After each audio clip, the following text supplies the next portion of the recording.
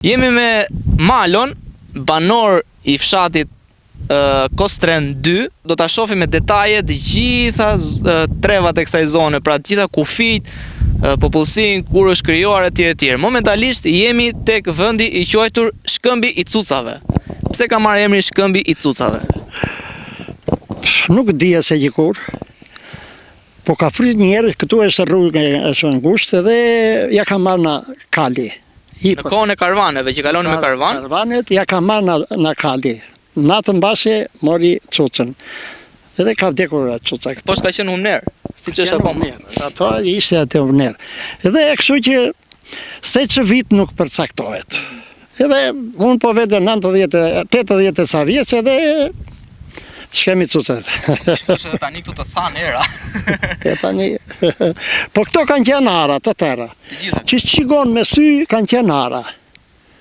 Që punoheshin nga banorët e zonës nga fshati. Me rushe, me hare, me të tëra. Prandaj edhe kanë secila ka emrit të tëra. Në çfarë vitesh punoheshin këto? Mund të ketë edhe mjaft të vite.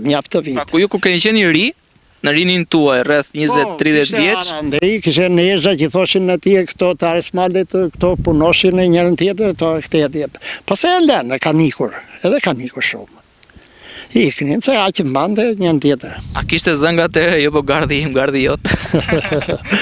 Shiko, kishte një marrëveshje që unë e kam përqyrë. Zgjisje kryeplaku.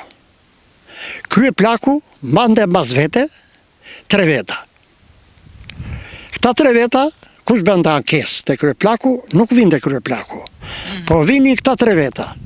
Pra që atëherë ka qenë struktura e familjes, prap duke pasur një të parë. Një të parë ishte kryeplaku, zgjisje. Kryeplaku zgjiste 3 veta. Të mirë, të mençëm. Edhe kush kishte ankesë. Po të vendosnin këta 3, jepnin dorë njërin tjetër iknin. O në takon mua, o në takon ty. Këta ishin ata gjyqi që ashtu atje. Pra edhe në atë kohë ka pasur një lloj gjykate. Ka pasur një lloj atje për zgjidhjen e problemeve. Edhe nuk vricin.